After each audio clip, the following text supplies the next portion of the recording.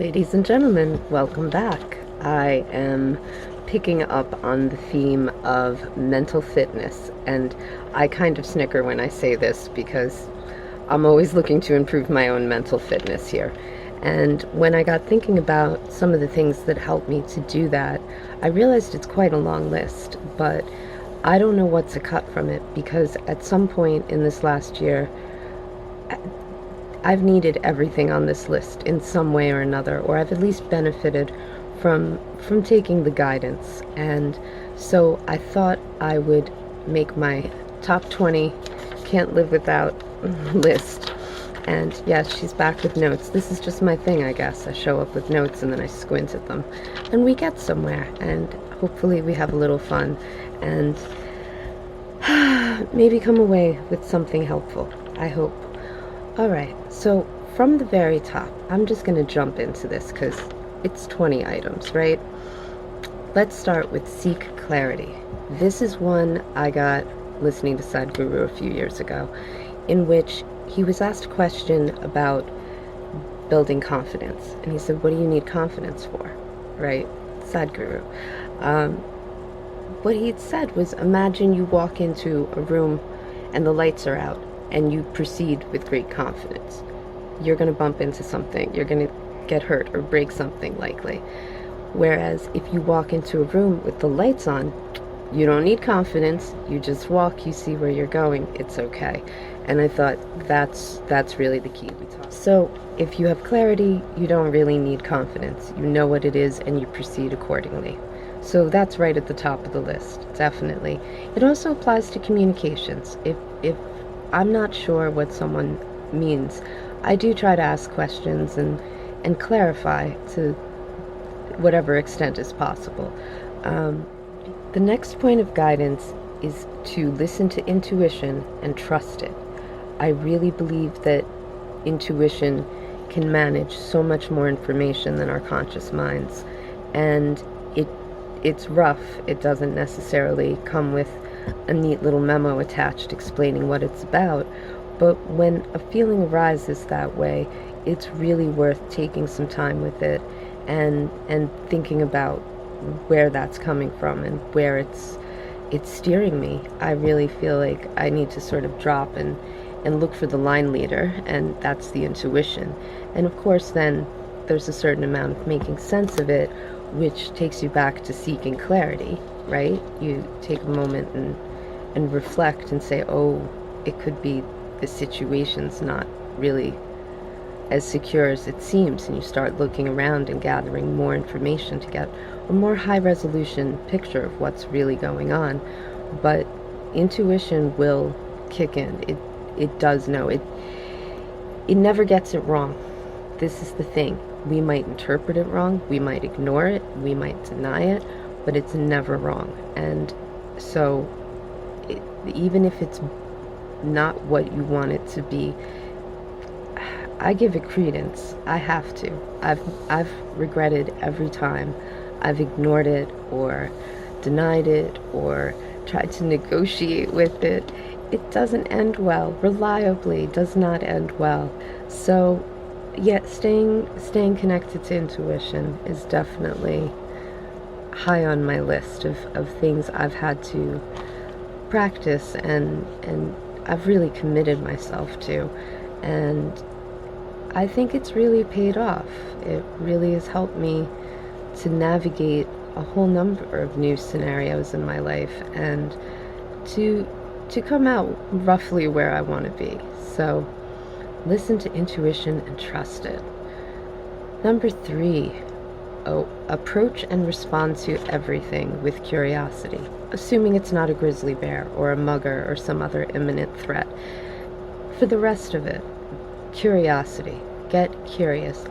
I've gotten this advice from many sectors, and it's invaluable to me. Not just to get at an answer, to understand a thing, which unto itself is reason enough, really, but more because it's a wonderful way of creating space between myself and whatever's happening. And even if I've made a mistake or there's something frightening or confusing or heartbreaking happening, I still try to get curious about it. I try not to assume I know what the hell's going on. I can only see a thin slice of what's really happening. As I said, it's like our conscious minds can only process so much, and we as individuals can only know so much. And so let's say an emotion comes up for me and I'm surprised by it. I don't fight it. I try to sit with it and get curious and say, what's going on? Where is this coming from? And as I think through, I realize that, yeah, there are things I've been overlooking that haven't been getting their due attention, and I just start asking good questions, and before I know it, there's some pretty valuable insight, and I've been able to obtain it at a sort of emotional distance. I'm still emotionally engaged, but there's just that little bit of space that's so invaluable in terms of just sort of depersonalizing it, I guess. That imagine this is a case study that's been presented to you. What do you think of that? And the insights along with that little bit of space together make it a great go-to move when there's any kind of uncertainty or resistance. I think those are my cues most of all. I'm not sure of something, or I feel myself resisting something, or I'm getting resistance. Those are great times to stop and just say, what is this? So we've got 3 down out of 20. Let's keep going. Okay, number 4, accept reality as it is. I know that sounds kind of obvious, but again, I've definitely tried to negotiate with reality, and reality won. It always wins. The house always wins. And so it seems kind of obvious, but it's altogether too easy to slip into trying to imagine something as being otherwise. And it's such a waste of time and energy that you really kind of need for other pursuits and purposes. So some of that is just being more frugal with energy and saying it is what it is. Now what? You know, it's now what? And it allows it's the conveyor belt to now what, which allows you to actually ask a useful question and start formulating action steps, right? So I'm a big fan of just trying to say it is what it is. And I'm a little tired of that expression, but it is. It really is what it is, and I can't change that. And that's the serenity prayer, right? Grant me the serenity to change the things I can, accept the things I can't, and the wisdom to know the difference, I believe. I haven't actually heard that in years. But yeah, knowing when it's something you can't change and just accepting it is so invaluable to, again, creating a little space, a little peace, and to move along to what are the things I can change, what can I do, and to grow the wisdom through that. Yes, may we grant ourselves the wisdom to know the difference. Where are we now? Oh, okay, of course, this would be pretty high on my list. Be clear and honest with self and others. I think I've already said a lot on this subject. I definitely have talked about what the benefits are of being honest, and I did look into radical honesty, and it is a little extreme. I read a few articles by former practitioners who felt that it has its virtues, but it was hard to maintain in practice, not so much because they weren't able to keep up with telling the truth, but because of the impact it had on others, and that's my reservation about it. It's one thing to be able to speak the truth when somebody may not be receptive, as it's necessary, as it's helpful, but to go around reporting all day what's going on on some level, nobody asked you, right? Nobody even asked you. Other people have other things going on. You don't have to tell them exactly what emotion just came up for you right now. And one of the guys said something about it being very hard to maintain a romantic relationship, which you can imagine that must be a crucible for that experiment. So yeah, I'm not talking radical honesty, but I'm talking about the kind of honesty that keeps us connected to reality, which keeps us sane and able to function effectively within ourselves and with others. I'll leave that alone because I know I've already covered that a lot. Oh, this one, I'm still working on this one. But remain unattached to outcomes. Yeah, I'm not saying don't want what you want or hope for it to be that way, but in terms of making choices, making investments, positioning yourself, hang loose. Don't be about making the thing happen as you see it needs to happen so much as allowing it to unfold as much as possible. And yeah, you can definitely want, but when it starts influencing choices and it starts to blur lines, and you're getting caught up in it because you want it to be a certain way, you actually lose a little bit of power in that. And you're putting energy and effort into something you can't really control. And even if you get what you want, it may not turn out to be what's good for you. That's the real trick of it, is to recognize that it may not be what's good for you, or it may not feel good, but it is what's good for you, right? And being able to stay limber and respond to what unfolds rather than trying to force an ideal into being is a great way to save energy and have peace, I guess. It also kind of keeps you honest, because if you're not trying to maneuver toward an objective, you can kind of just be real in the moment at a much higher level, where not higher level, you're just not invested in making a thing happen so much as you're invested in being who you are, where you are, and taking it as it comes in a very immediate and engaged and present kind of way. So yeah, remain unattached to outcomes, because there's really no way to know what's best. What else we got?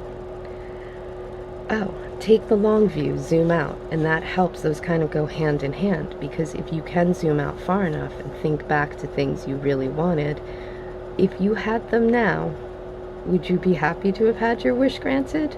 Or are you thinking maybe you dodged some bullets there?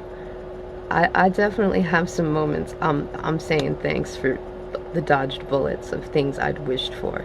And so yeah, being able to sort of look back that way, and then also to be able to look forward that way and say, what about these things I don't realize, that because this happened, that happened, and then because that happened, this came out there, and now I'm here and I like where I am, right? And if these things hadn't happened this way, how many people have stories like that? And if you can kind of project that forward and say, look, there's a whole leg of this journey ahead I know nothing about. This thing that sucks right now could be the biggest blessing I've ever received, and it just hasn't revealed itself to me yet. It hasn't fully unfolded. And there are times I know I've gotten what I thought I wanted and suffered for it. So looking ahead, I say, maybe I don't know. Maybe I stay unattached to outcome and really just try to see it that everything has to unfold in its own time. So that gets us to, if I could only choose one, take nothing personally. Yeah, because most of the time, it's not personal. It turns out even things that feel incredibly personal aren't really about, I'll say this. I know I've taken a thing personally, and then I realized there's no way that could have been about me. There's no way. Like, it seemed that way. I was sitting there having my experience of it. That was personal. That's me and my experience. But what was going on was not personal.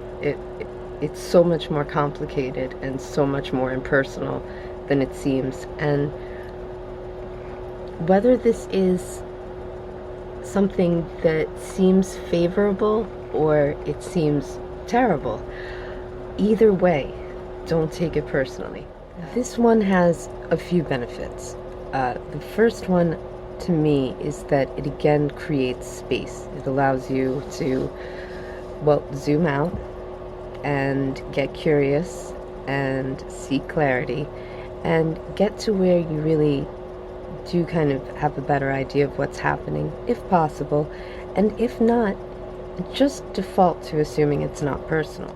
And if it's not possible to get clarity, defaulting to this still allows a certain peace of mind. There's a certain acceptance that if I can't know and I can't do anything about it, then it's not really for me to work with, and I can let go of it and give myself peace and space and save all that energy to other things. Again, there's so many things to spend our energy on, and walking around butthurt isn't really at the top of my to-do list. I have other things I'd rather prioritize.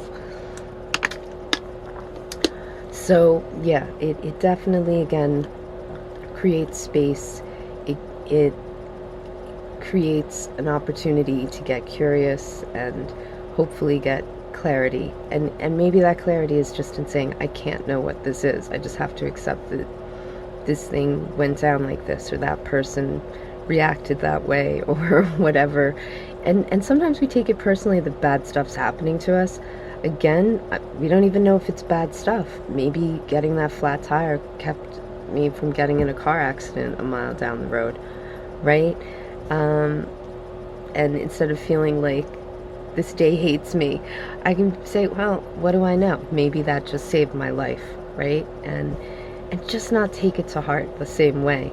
And I feel like I just afford myself incredible peace by just trying to follow this rule, just saying, I don't know, I may not be able to know, but I could give it a little distance. And even if I do know, even if somebody says to me, like, this is personal, you got to realize how much is going on with another person, that they may not be interacting with you as you are, and they may not be understanding your intentions or even your words, and the response you get is to something that's going on with the image they have excuse me, the image they have inside their head, not the actual you. And I've had that experience too, where I've been told, like, this is about you, and I'm like, it can't be. It really can't be, because I know that what was at issue wasn't if I was being faulted my intentions. You know, I'm like, I know what my intentions were.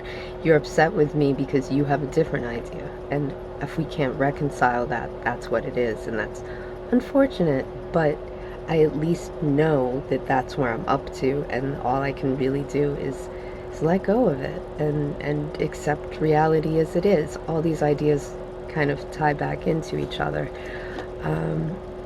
But it's like a superpower. Just be like, nope, not taking that personally. And all of these also create a little possibility, because when you haven't decided, I'm taking this personally, and now I'm going to respond as one who's, you know, offended or injured, or you know, some other affront, whatever it might be.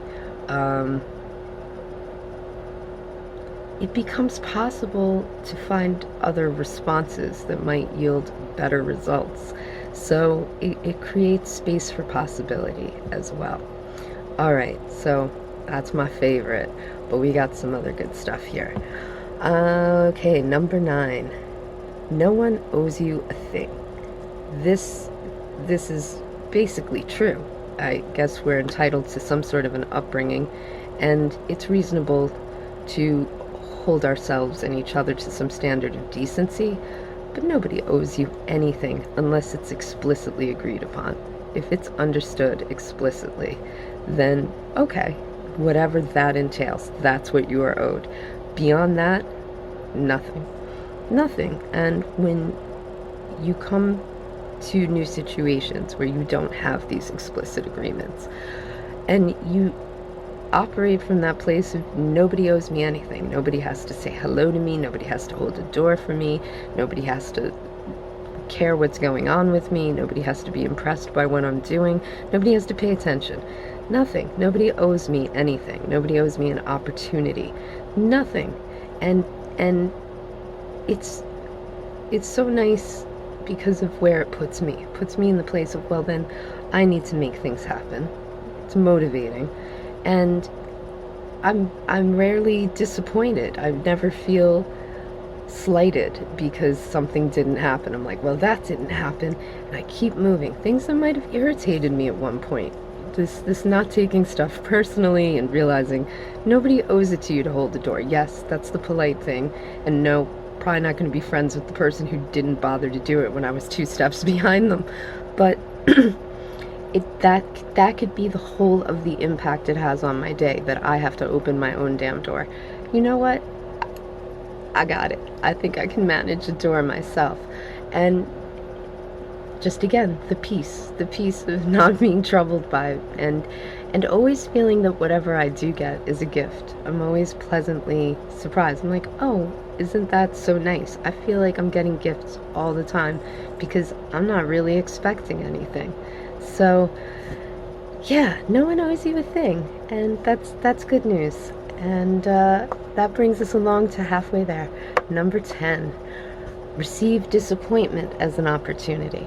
If, yes, being human, I've gotten my hopes up and things don't work the way I might have liked, I try to say, okay, let's just grieve for that, let it go, and then come back fresh and look with fresh eyes at what is possible, and see that in losing one thing, we create space to draw something else in. There's almost never a loss or a failure that there isn't an opportunity either within that in some way or right on the heels of it. I find that orienting from disappointment to opportunity quickly really reduces the duration of any heartache or regret or sorrow or whatever. It kind of washes out because I put my focus on, okay, not that, then what? And as I pivot and I really kind of get oriented to the thing that I think is possible, I'm moving forward and I feel good. And it's not that this isn't somewhere in the periphery or at the back of my mind, but it's not taking up a lot of my sky. And yeah, that's part of the focus of deciding where do you put your focus and saying, I'm disappointed. I'd hoped for this. This didn't happen. Oh yeah, no one owes me anything, right? I remember riding bikes with my family as a kid, and my father would always tell me to keep my eyes where I wanted to steer the bike because I would turn and sort of wobble out into traffic and give him a few more gray hairs. And it's the same thing with where we put our attention and our efforts. If you focus forward, you go forward. If you focus back, you wobble into traffic and fall back. So yeah, it's definitely about seeing disappointment as a cue to move towards something new and short circuit the process as much as possible. All right, where are we? Oh, we're up to 11. Speak in affirmative terms. Okay, so this is a good one for, again, just sort of putting your focus where you need it. So instead of putting things in terms of what we don't want or what we shouldn't do, it's saying what we do want. So a good example of this would be, instead of saying don't forget to do something, I'll tell myself to remember to do something. So my unconscious mind takes it up that there's a thing to do. What do we need to do? We need to remember. If I say don't forget, it might just hear the forget part. There we are. And so it's simple, but it's more than keeping a positive mindset. It's which has its pros and cons. There's something to be said for despair as well, but in terms of being able to operate moment to moment and wanting to be in a good state, putting things in affirmative terms is really helpful. It's even part of shifting from disappointment to opportunity. It's to say, that's too bad, feel that and honor it, but then to very quickly say, okay, then what else? What else do I want? What else is possible? What else can I move toward? And it's saying what is possible, because maybe my mind only hears is possible, but possibilities in there, and it is that dopamine that keeps us going. Get the little hit of it anyway. Okay, so that's a simple one, but I find it has a lot of benefit, just going through my day, saying things in terms of what I want. What do I want to bring about? Say that. So, speak in affirmative terms. Moving on to number 12, write your own playbook. We all have our own unique gifts, our own unique perspective. We each bring something, and it's sort of like the advice that a writer should write what they know. Like, talk about your own real life, write what you know. And I think it applies more broadly, and to bring into the world what you know.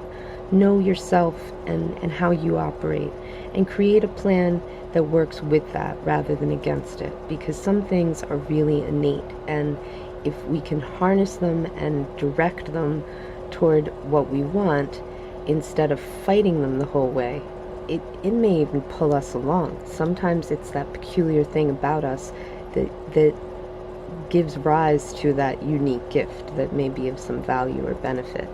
And I think that looking at other people, we know that comparison is not good for us. If I look at how other people are doing their work, and then I look at my work, I can't even compare it. I have my own thing I do, and it's either something that's going to be pleasing and useful to others, or it's not. Me trying to copy someone else's thing because that was pleasing and useful to someone else just creates competition with someone who's way out ahead of me. And if they're being authentic and they're doing their thing, I can only be a counterfeit. I'm just an imposter. And so I don't think I'd be very successful in it, number one. And number two, maybe more importantly, I'd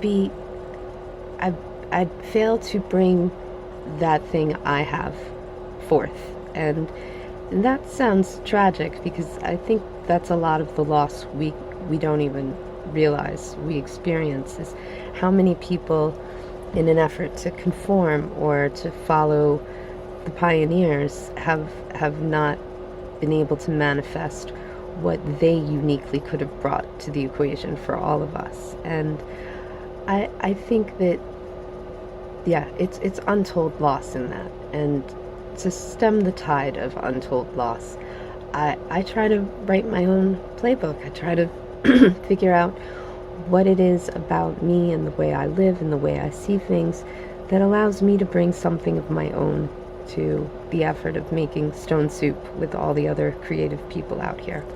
And I'm not caught up in comparison. I'm not watching the other guys in that way. I look for inspiration and insight, and I certainly get that, but I don't try to compare myself to them or to compete with them or to follow their playbook, because it won't work for me. It won't. In the end, it just won't even work. And what I'm trying to develop will die on the vine. And I think we do this in all kinds of ways. We say that's just how it is, or that's how people do it. And I don't know by what authority. In most cases, you can tap out and say, I don't want to. I'd rather not. Like, why do I have to do it the way everybody else does it if it's not working for them? Why would I sign up for that? And going against that again, I find out what happens when I do try to do it that way. It's reliably poor results. So Write your own playbook. Okay, 13. Oh, that's funny. I didn't even think of that. Unlucky 13. I like number 13.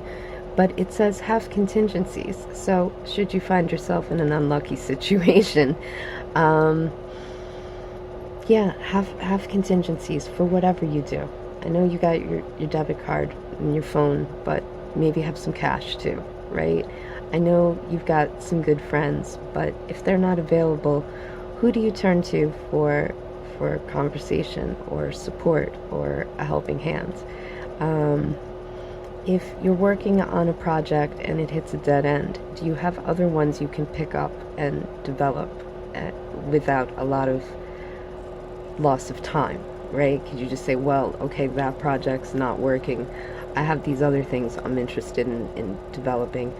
Move right to it. And just always kind of know if it's a fitness plan and you're going to be traveling, like, if you don't have a gym where you are, what can you do instead? If it's a diet plan and you're traveling, how can you keep to the spirit of the plan if you're going from like rest stop to restaurant? And it's all these little things, and just having those contingencies.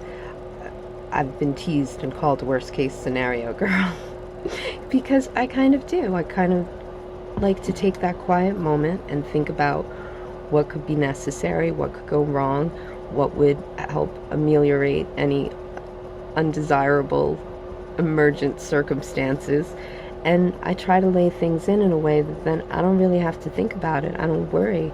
It's just kind of there if I need it. And I don't know how many times that I've been teased for it, but then I'm the guy who has the thing. So it's paid off. And if I can't follow a program, that I know I've got workarounds, and if a resource falls out on me, I have other resources.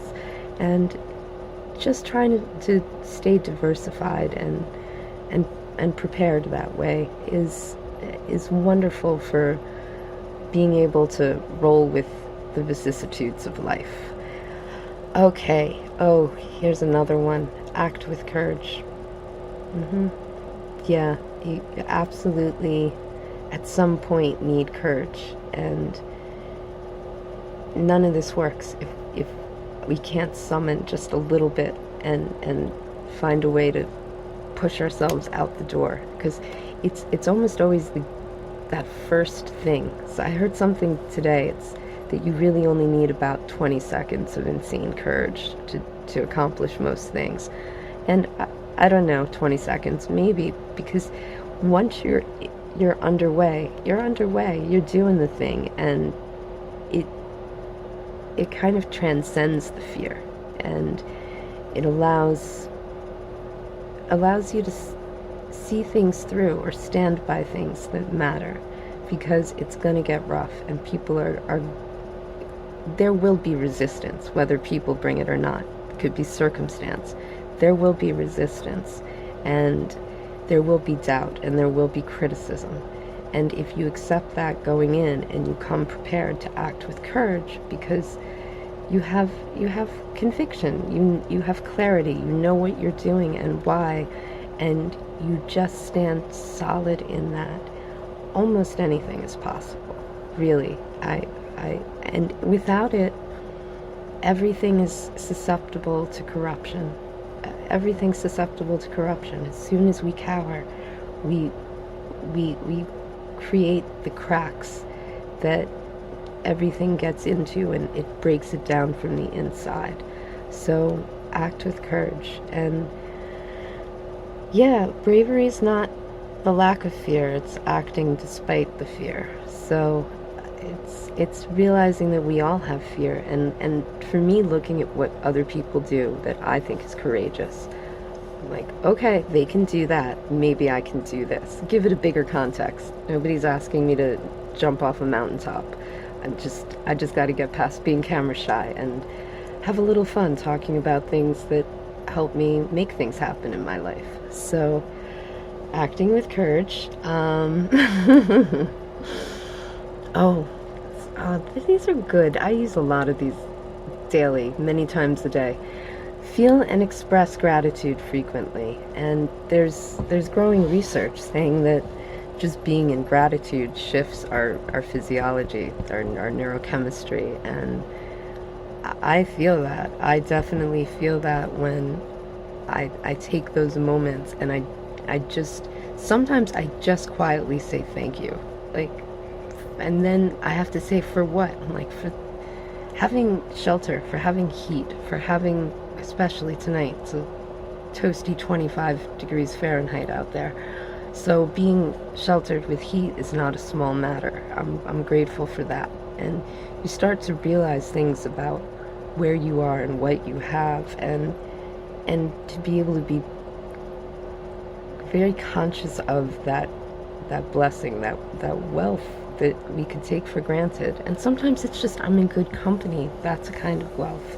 Just being able to look around and be glad that you're in good company.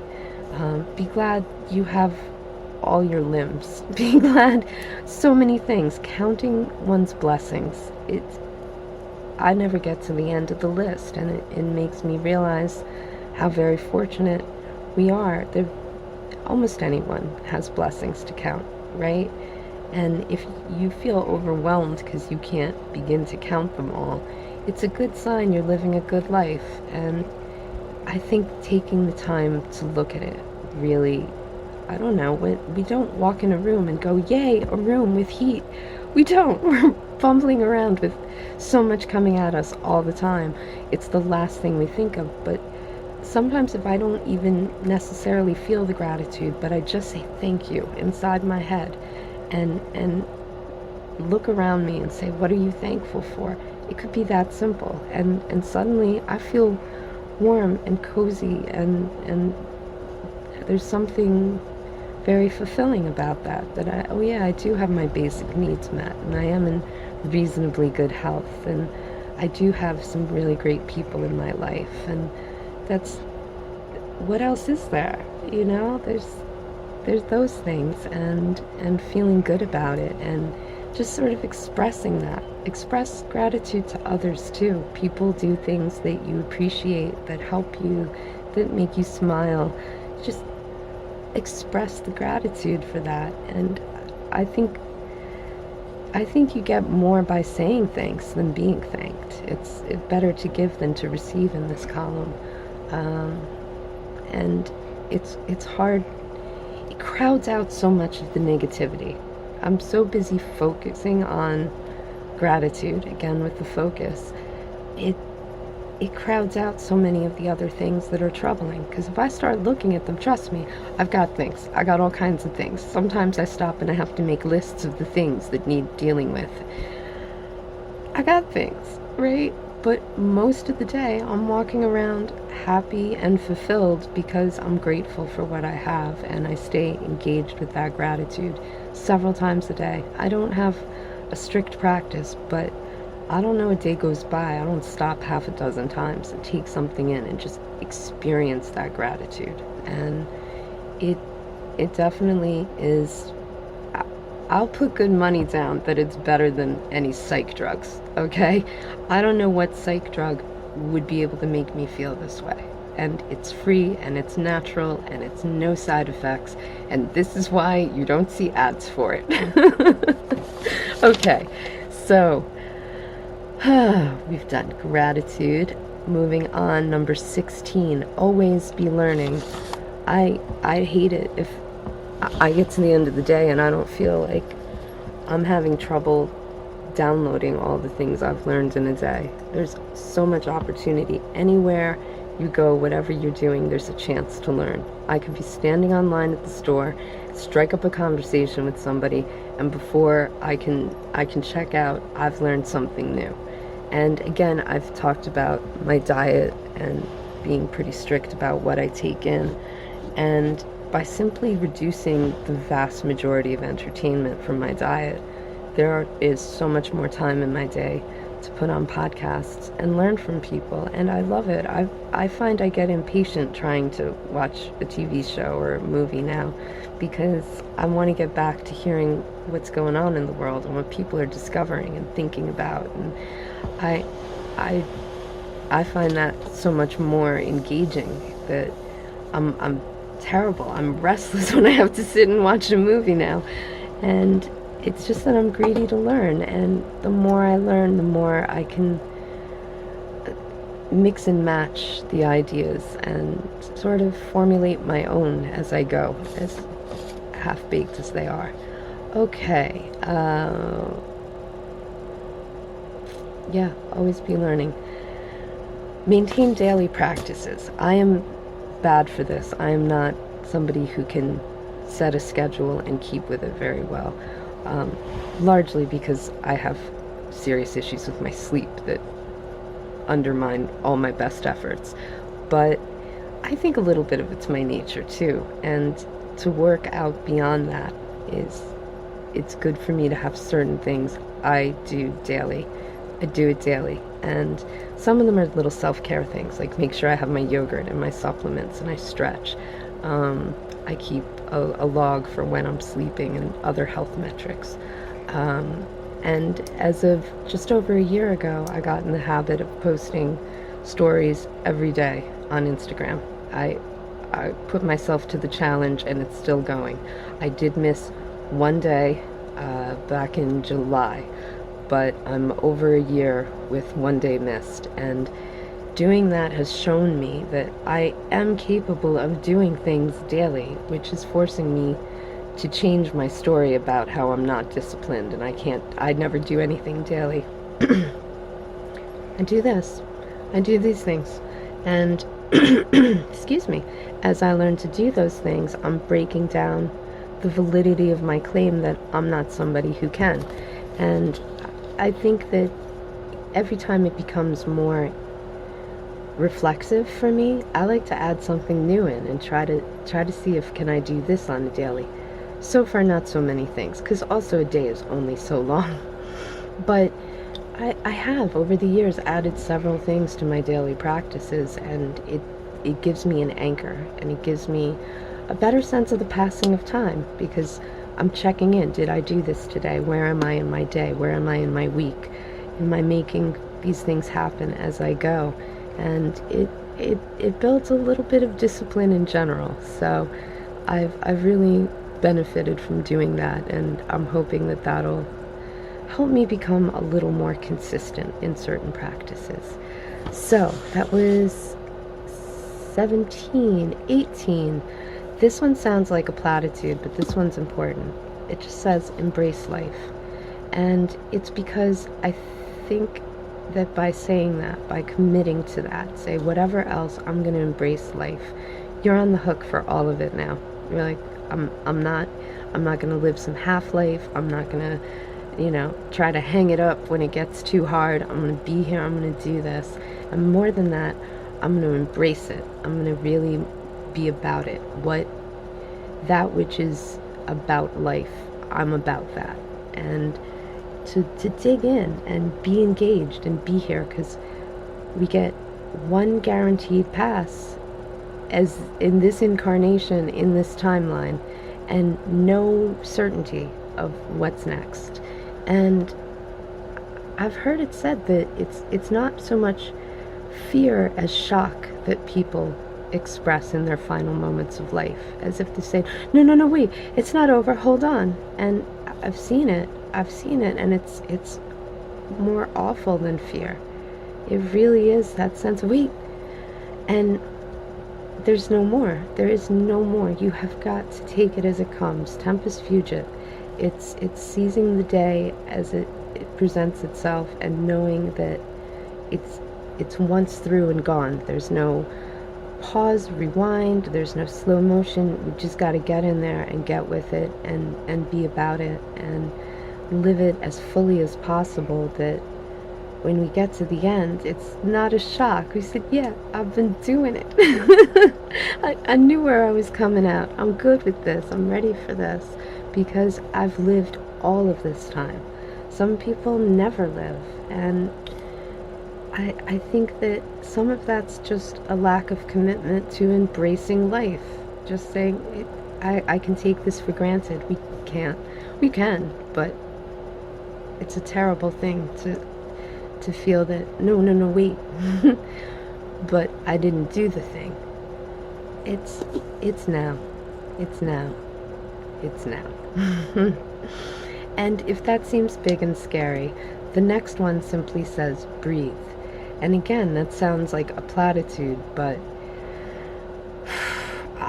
this is one I need to work on. I definitely could do some breathing exercises and go further with it. But for the few I do know and use, that is incredibly powerful. It's one of the best tools I have in sort of keeping calm and level and also being able to go to sleep, which for me is a big deal.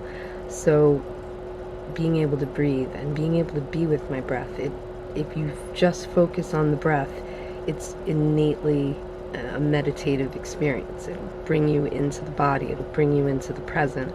And as you breathe, you can change what's going on in your body and your experience. So it's a really powerful tool, and it's something very simple I can say to myself when I start to feel things getting kind of big, like a wave's gonna break over me. I'm like, it's okay, breathe, and it brings it back down to scale. So it's a powerful one, and this one, in both adversity and prosperity, remember that this too shall pass. None of this, for better or for worse, is forever, right? You're on a high, cool, enjoy it. It's not gonna last forever. You're in the deepest low, it's cool, you're gonna be up out of there eventually. One way or another, it's gonna pass. And I guess that goes back to embrace life, and it's almost the flip side of it. One is be here and seize it, and the other is know that you can't hold it. It's transient, and I think, isn't that, what is it, dukkha in Buddhism, that it's the clinging to that which is transient that causes the suffering. You can't cling to it. You just got to be in it and know that it's going to keep moving, for better and for worse. So remember that this too shall pass. And now we have made it through the list, so this video too shall pass.